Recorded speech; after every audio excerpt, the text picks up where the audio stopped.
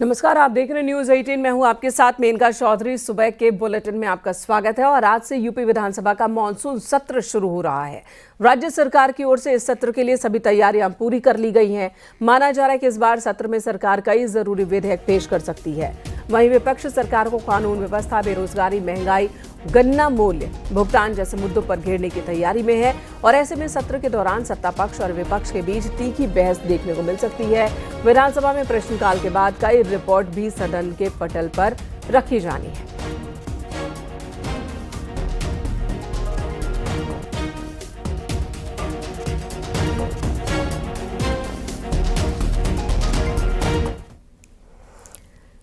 ये सत्र बेहद खास है। यूपी में 24 घंटे लगातार विधानसभा की कार्यवाही चलने वाली है। 13 को शुरू होगा विजन डॉक्यूमेंट पर चर्चा करना।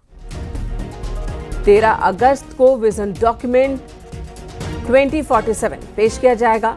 सीएम योगी ने कहा कि सरकार विपक्ष के हर सवाल का जवाब देगी। इस सत्र में सबसे अहम बात यह है कि इस दौरान विजन डॉक्यूमेंट पर चर्चा होगी। चर्चा के लिए 24 घंटे से ज्यादा का वक्त दिया गया है और लगातार विधानसभा की कार्यवाही चलेगी।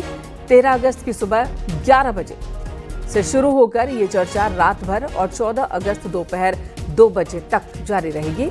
इसमें सभी मंत्री अपने अपने विभाग का विजन डॉक्यूमेंट पेश करेंगे। सीएम ने कहा कि इस विजन डॉक्यूमेंट के जरिए ही प्रदेश के आगामी विकास लक्ष्यों को पूरा किया जाना है और इसके जरिए गांव, गरीब, किसान, व्यापारी और युवकों के साथ ही आम लोगों का जीवन बेहतर बनाने का लक्ष्य रखा गया है।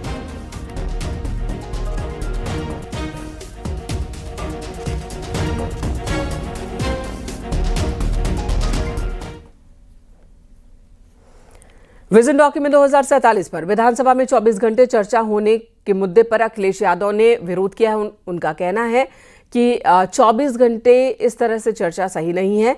तो उप मुख्यमंत्री ब्रजेश पाठक ने समाजवादी पार्टी पर निशाना साधा। उन्होंने कहा कि विपक्ष के पास कोई मुद्दा ही नहीं है। समाजवादी पार्टी के पास हुड़दंग करने के सिवा कुछ भी नहीं। 3 दिन का क्यों 3 घंटे का ही करते? विजन 2047 को लेके अभी से 24 घंटे सदन चलेगा कह रहे हैं। मैं 24 घंटे सदन चलाने का विरोध करता हूँ। ये क्या बात है, आप जगा रहे हो? अरे तुमने कोई काम नहीं किया 9 साल में, अब तुम 24 घंटे जगाओ किसी को? ये कहाँ का पागलपन है भाई? विधानसभा सत्र हमारी सरकार हमेशा सुव्यवस्थित ढंग से चलाना चाहती है। विपक्ष के पास कहने को कुछ नहीं है, तो हमेशा सदन चलाने में वो शोर शराबा करते हैं, अड़ंगा डालते हैं। और जनता ने चुनकर विधानसभा में इसलिए भेजा है कि अपने अपने क्षेत्र की समस्याओं को रखें, विभागवार जो विषय हैं उनको रखें। उनका ध्यान केवल सदन में हो हल्ला करने को लेकर होता है। और कभी कभी तो आप देखते हैं जब महामहिम राज्यपाल महोदया बोलती हैं तो उनके सामने भी नारेबाजी करके कागज के गोले फेंकते हैं, जो सदन की मर्यादा का उल्लंघन है।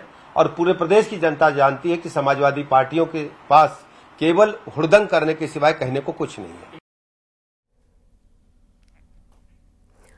यूपी में विधायकों को आधुनिक तकनीक से जोड़ने के लिए एक अनूठा कदम उठाया गया। विधानसभा में विधायकों के लिए एक विशेष एआई पाठशाला का आयोजन किया गया, जिसमें उन्हें एआई की ट्रेनिंग दी जा रही है। विधानसभा में अत्याधुनिक एआई कैमरे लगाए जाने के फैसले के बाद ये दूसरा फैसला है जो न केवल विधायिका परिसर को हाईटेक करेगा, बल्कि उसके सदस्यों को भी एआई से लैस करेगा।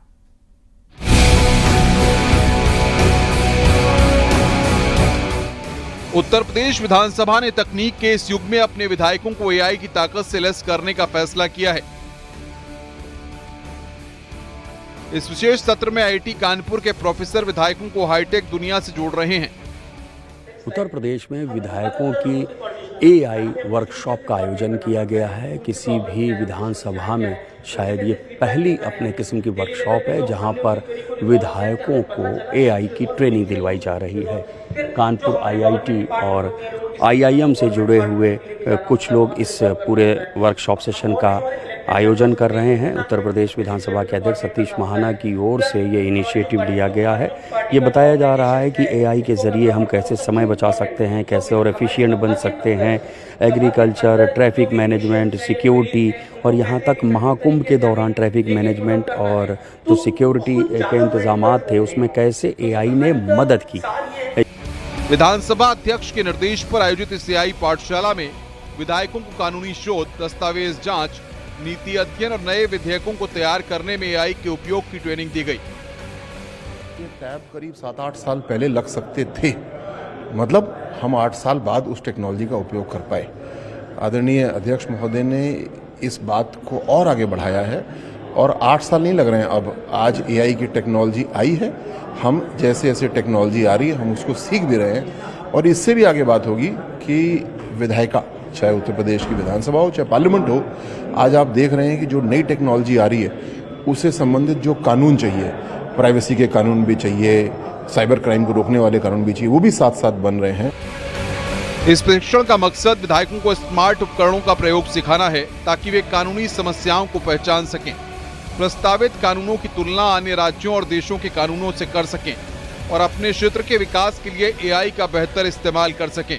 AI का इस्तेमाल करना सीखना है, कैसे अपने क्षेत्र का बेहतर विकास किया जा सकता है, वहाँ पर जो एग्रीकल्चर से जुड़ी हुई कुछ बेहतरी कैसे की जा सकती है, ट्रैफिक से जुड़ी हुई बेहतरी कैसे की जा सकती है, इन सभी विषयों पर इस वर्कशॉप के दौरान चर्चा की गई और ये बताया गया कि कैसे आप अपनी और अपने विधानसभा क्षेत्र के लोगों की जिंदगी को बेहतर बना सकते हैं AI के उपयोग से।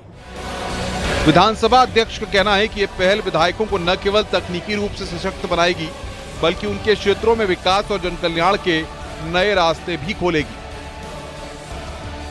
के माध्यम से हम सब लोग आज के जो आवश्यकता है, तो आवश्यकता समय के साथ अगर चलना है तो करना। इसी विधानसभा में मुझे याद है कि एक बहुत सीनियर लीडर आज भी हैं, भगवान की कृपा से, मैं एग्जाम्पल के लिए कह रहा हूँ इसलिए नाम नहीं लूंगा, तो जिस समय ट्विटर की बात हुई थी तो वो कहते थे ट्वीट करने ये लोग चोंच लड़ाया करते हैं, ऐसे बोलते थे। तो फिर जिस समय के हिसाब से जो पीछे रह जाएगा उसको आगे आने में मुश्किल होगी, तो इसीलिए समय के हिसाब से उसके साथ चलना बहुत महत्वपूर्ण है। यूपी विधानसभा का एक कदम तकनीक और शासन के संगम का शानदार उदाहरण है। AI पाठशाला के जरिए विधायक न केवल अपने काम को और बेहतर करेंगे बल्कि प्रदेश के विकास में भी नई ऊर्जा लाएंगे। लखनऊ से News 18 के लिए ऋषभ मणि त्रिपाठी की रिपोर्ट।